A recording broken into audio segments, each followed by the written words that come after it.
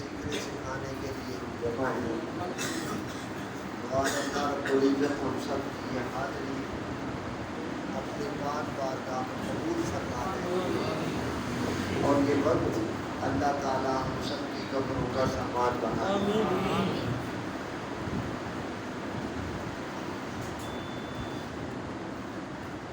غزوہ بدر کے شہداء اور شرکاء آپ کی یاد میں یہ محفل ہوتی ہے. پیر آف رواج شریف رحمۃ اللہ علیہ آپ کے حوالے سے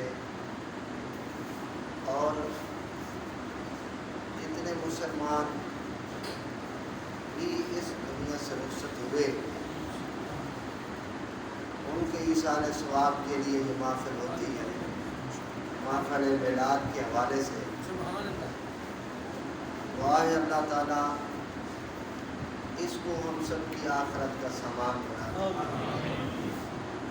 قبلہ پیر صاحب شاہ صاحبان اور آپ کے رفقا جو دین کے اس ماحول کو جوڑ کے رکھتے اللہ تعالیٰ اس میں مزید ترقیاں عطا فرمائے.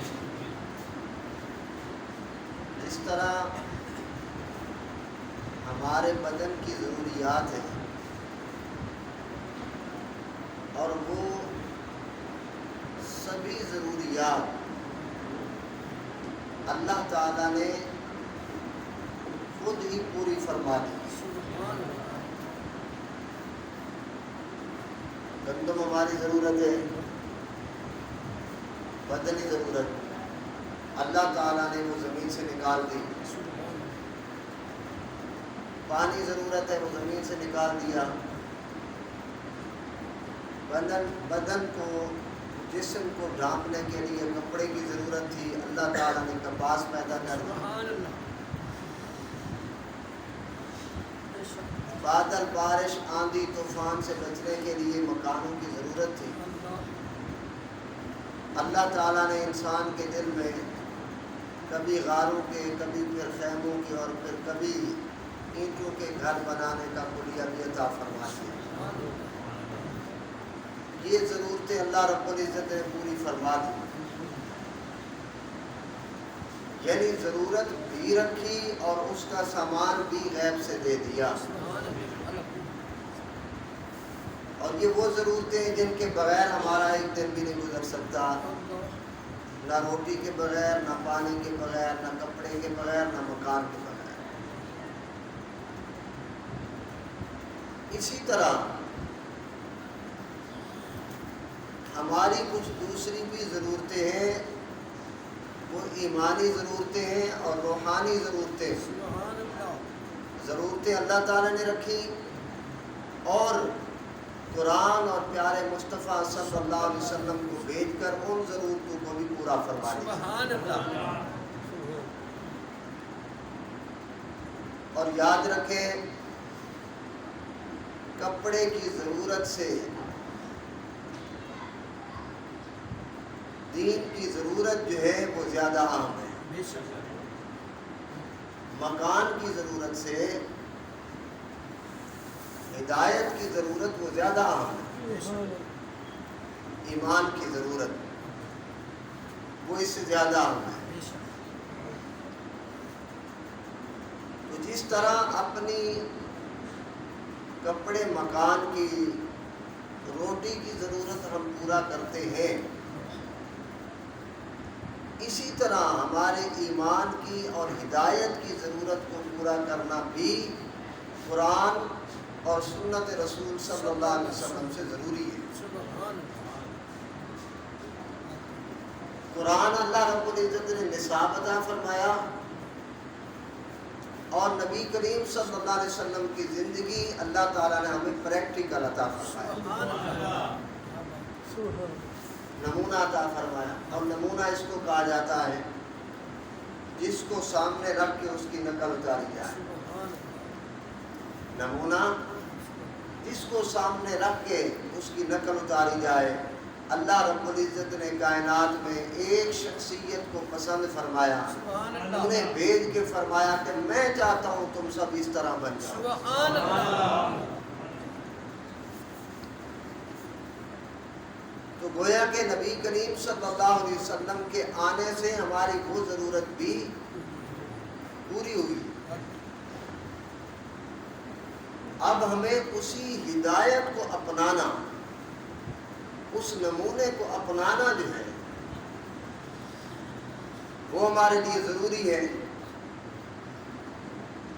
اس نمونے کے اپنانے کو اطاعت کہا جاتا ہے اور اسی کو ہی اتباع کہا جاتا ہے کہ جس طرح یہ نمونہ ہے تم بھی اپنے آپ کو اس کے پیچھے پیچھے چلاؤ، اسی جیسے ہو جاؤ، اسی کو اطاعت کہا جاتا ہے اور اسی کو ہی اتباع کہا جاتا ہے۔ ایک صحابی نے عرض کی، یا رسول اللہ صلی اللہ علیہ وسلم، میں جب بھی بے چین ہوتا ہوں آپ کے رخ انور کا دیدار کرتا ہوں، میری سب بے چینی ختم ہو جاتی ہے، لیکن ایک بات اور ایک خیال جو ہے وہ مجھے پریشان کرتا ہے کہ جب محشر کا دن ہوگا آپ تو بلند مرتبے پر ہوں گے، تو آپ تک پہنچنے کا مجھے موقع ملے گا کہ نہیں ملے گا؟ اس وقت میرا کیا بنے گا؟ اللہ رب العزت نے سورہ نساء کی یہ آیت مبارک نازل فرمائی، فرمایا وَمَن يُطِعِ اللَّهَ وَالرَّسُولَ، جو اللہ اور اس کے رسول کی اطاعت کرے، یعنی انہی کو نمونہ سمجھے، ان کے پیچھے پیچھے چلے، فَأُولَٰئِكَ مَعَ الَّذِينَ أَنْعَمَ اللَّهُ عَلَيْهِمْ، وہ محشر میں بھی ان کے ساتھ ہوگا جن پر اللہ نے انعام فرمایا۔ وہ انعام والے کون ہیں؟ نبیین ہیں، صدیقین ہیں، شہداء ہیں اور اولیاء ہیں۔ پھر قرآن مجید نے فرمایا وَحَسُنَ أُولَٰئِكَ رَفِيقًا، یہ ساتھ جس کو مل جائے کتنا ہی اچھا ساتھ۔ وَحَسُنَ أُولَٰئِكَ رَفِيقًا، معاشر میں جو انبیاء کا ساتھ ہو کتنا اچھا ساتھ، معاشر میں شہیدوں کا ساتھ ہو، صالحین کا ساتھ ہو، صدیقین کا ساتھ ہو، کتنا ہی اچھا ساتھ ہے۔ وَحَسُنَ أُولَٰئِكَ رَفِيقًا، کتنی ہی اچھی رفاقت ہے۔ پھر اللہ تعالی نے فرمایا ذَلِكَ الْفَضْلُ مِنَ اللَّهِ، یہ جس کو مل جائے وہ اللہ کا فضل ہے۔ پھر فرمایا وَمَن يُطِعِ اللَّهَ وَرَسُولَهُ فَقَدْ فَازَ فَوْزًا عَظِيمًا، جس نے اللہ اور اس کے رسول کی اطاعت کی، یعنی لباس پہنتے ہوئے نمونہ بنایا سیدنا محمد رسول اللہ صلی اللہ علیہ وسلم، کہ حضور صلی اللہ علیہ وسلم اس طرح کا لباس پہنتے تھے، لہذا اللہ تعالیٰ کو پسند ہے کہ میں بھی ایسا پہنوں جس نے حضور کو نمونہ بنایا۔ اسی طرح شادی کرتے ہوئے جس نے حضور کو نمونہ بنایا۔ حضور صلی اللہ علیہ وسلم نے نکاح سارے کے سارے مسجد میں فرمائے، نکاح حضور نے مسجد میں فرمایا، مسجد نبوی میں نکاح فرمایا آپ صلی اللہ علیہ وسلم۔ تو اس کا مطلب کہ جس طرح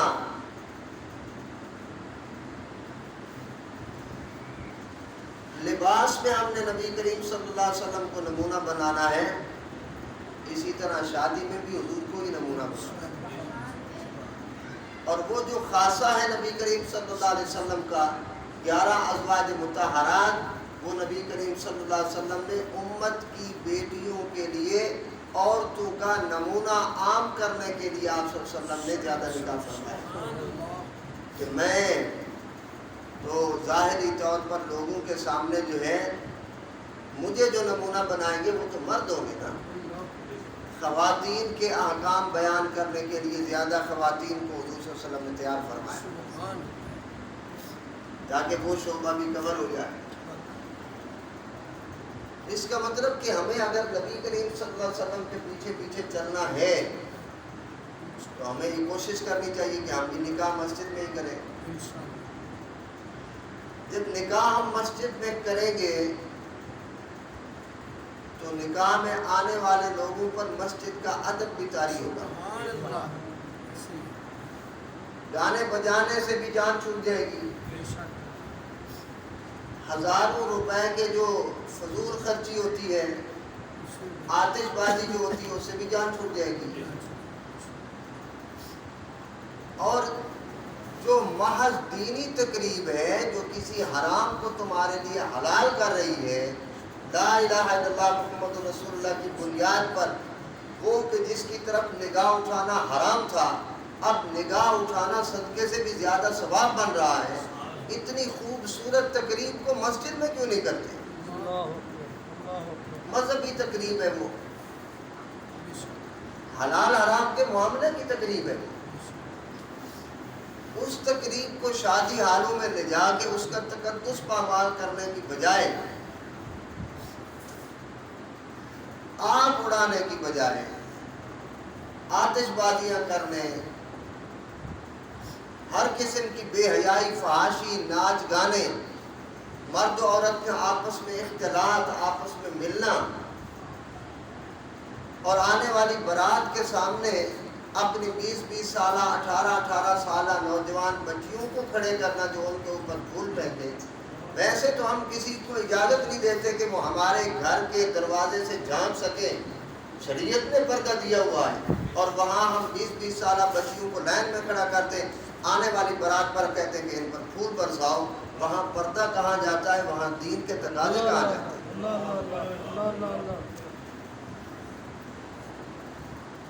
میری یہ بات عرض کرنے کا مطلب یہ ہے کہ ان ساری چیزوں سے جان چھوٹ جائے گی.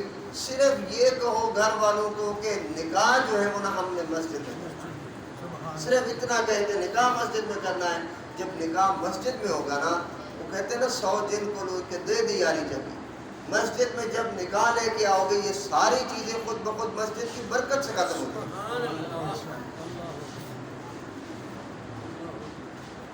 عجیب بات ہے، جنازے میں ہم نبی کریم صلی اللہ علیہ وسلم کو نمونہ سمجھتے ہیں اطاعت بھی یہی ہے، اتباع بھی یہی ہے کہ نبی کریم صلی اللہ علیہ وسلم جیسے بنے. اللہ تعالیٰ ہمیں یہ دیکھنا چاہتا ہے. نکاح میں ہمیں پوری شریعت یاد ہوتی ہے. نکاح میں، جنازے میں بندہ فوت ہو گیا، کس طرح غسل دینا ہے شریعت کے مطابق، کفن پہنانا ہے شریعت کے مطابق، پیشانی پر کس طرح سے کافور ملنی ہے، کس طرح مشک و عنبر لگانی، یہ بھی سنت کے مطابق. کفن کس طرح، عورت کے لیے 5 کپڑے، مرد کے لیے 3 کپڑے، سنت کے مطابق. تو جنازہ سنت کے مطابق کندھوں پر اٹھاؤ، اور جنازہ پڑھو بھی سنت کے مطابق. دفن بھی کرتے ہیں جا کے قبر میں سنت کے مطابق. اوپر قرآن پڑھا جانا وہ بھی سنت کے مطابق. جنازے کے وقت یہ سب کچھ سنت کے مطابق ہوتا ہے، لیکن شادی کے وقت کوئی ایک سنت بھی یاد نہیں رہتی. نمونہ نبی کریم صلی اللہ علیہ وسلم کو اپنانا جو ہے، تنقیدی بات نہیں، ایک مٹھاس کے انداز میں، محبت کی بات میں عرض کر رہا ہوں. کوشش کریں کہ ہم اس نکاح کو مسجد میں لیں، اور بینکوں سے جو ہے سیونگ اکاؤنٹ جو ہے وہ ختم کر دیں. وہ سود ہے.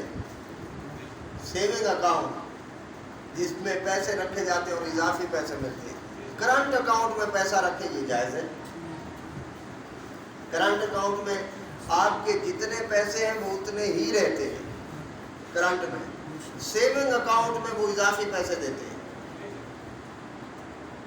قومی بچت اسکیم تو علماء کا متفقہ فیصلہ ہے کہ منع ہے. ہاں، مضاربت کی جو شکل ہے، مضاربت کی شکل یعنی نفع نقصان برابر، اس چیز پر اگر کوئی بینک آپ کے ساتھ کاروبار میں شیئرنگ کرتا ہے، پھر بھلے وہ ایسا کام کرے کہ جس میں نقصان نہ ہوتا ہو.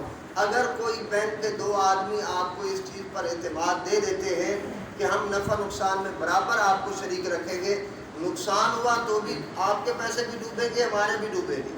نفع ہوا تو ہم بھی لیں گے، آپ بھی لیں گے. اس شیئرنگ پر اگر وہ رکھتے ہیں تو یہ شرعاً جائز ہے، یہ جائز ہے شرعاً۔ اسی طرح یہ اطاعت اور اتباع جس طرح میں نے عرض کیا لباس میں ضروری ہے، اسی طرح بینک میں بھی ضروری ہے، اسی طرح شادی میں بھی ضروری ہے۔ حضور صلی اللہ علیہ وسلم کو کامل نمونہ سمجھنا کہ آپ صلی اللہ علیہ وسلم نے اس طرح اپنی داڑھی مبارک رکھی تھی، اس طرح امامہ مبارک پہنا کرتے تھے، اس طرح آپ صلی اللہ علیہ وسلم کی شادی کا طریقہ یہ ہوتا تھا۔ حضور صلی اللہ علیہ وسلم کے پیچھے پیچھے چلنے کا نام دین ہے، اور یہی ہماری ضرورت ہے۔ جس طرح روٹی ہماری ضرورت ہے، اس طرح حضور کے پیچھے پیچھے چلنا یہ بھی ہماری ضرورت ہے۔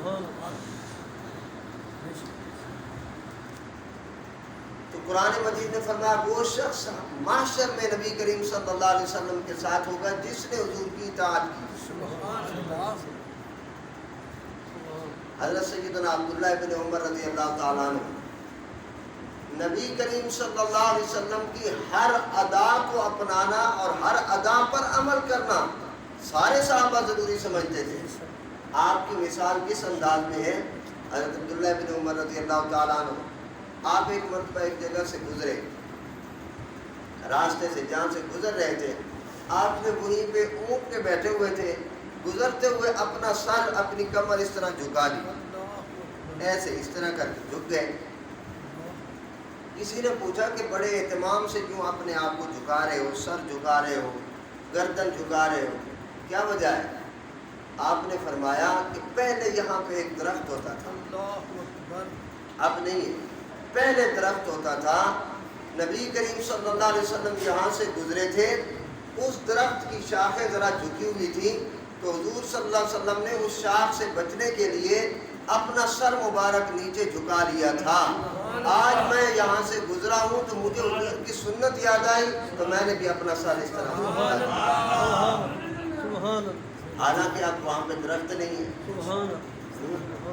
لیکن وہ یادیں تو بسی ہے نا دل، وہ یادیں نبی کریم صلی اللہ علیہ وسلم کی وہ سنتیں دل میں بسی ہوئی ہے کہ حضور نے جیسے کیا تھا میں نے ویسے ہی کرنا ہے۔ ایک جگہ سے گزرتے ہوئے فرماتے آپ نے اپنی اونٹنی کو روک لیا اور وہیں پہ اونٹنی کو اس طرح چکر دینے لگے، ادھر اونٹنی کو لے گئے، وہاں سے پھر اس سے ادھر لے آئے، پھر اونٹنی کو پھر ادھر لے گئے، اس طرح سے اونٹنی کو چکر دے رہے ہیں۔ پوچھا گیا کہ حضرت یہ کیا کر رہے ہیں؟ آپ نے فرمایا ایک مرتبہ حضور یہاں سے گزرے تھے، آپ نے ایسا کیا تھا، اس وجہ سے میں بھی ایسا ہی۔ سبحان اللہ۔ جدھر جدھر سے حضور گزرے وہیں سے صحابہ گزرے، وہی ادائیں صرف اپنا رہے ہیں۔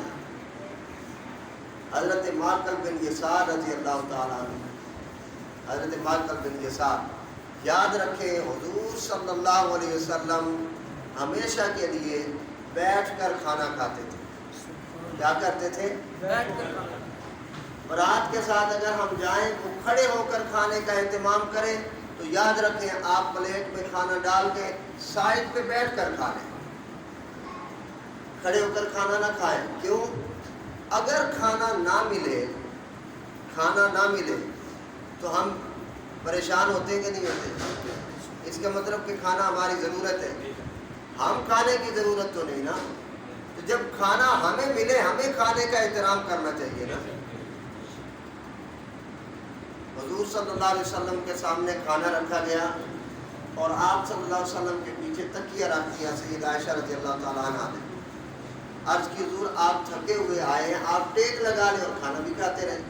آقا علیہ السلام نے تکیہ ہٹا کے آپ نے فرمایا کہ ہم جب کھانا کھاتے ہیں ٹیک نہیں لگاتے، میں یوں کھانا کھاتا ہوں جس طرح اس سے لے کر کوئی کھا رہا ہوتا ہے۔ مطلب کہ کھانے کا احترام بھی تو ہے۔ اگر آپ کو فرض کریں پیاس لگی ہوئی ہے، آپ رنگ روڈ پہ جا رہے ہیں، آج کل کی گرمی جو ہے، تو آپ جائیں بائیں کولر ڈھونڈ رہے ہوں گے، واٹر کولر پانی والا مل جائے کہیں سے پانی پی لیں، کہیں کوئی دکان مل جائے جہاں سے کوئی بوتل مل جائے وہ ہم لے کر پی لیں۔ جب آپ کو پانی ملے کوئی گھنٹے 2 گھنٹے بعد جبکہ شدت کی پیاس لگی ہو، آپ اس گلاس کو یوں بائیں ہاتھ سے پکڑ کر یوں پی کر اس گلاس کو اس طرح سے ادھر پھینک دے ادھر رکھ دے تو اس کا مطلب کہ آپ نے پانی کی قدر تو نہ کی نا.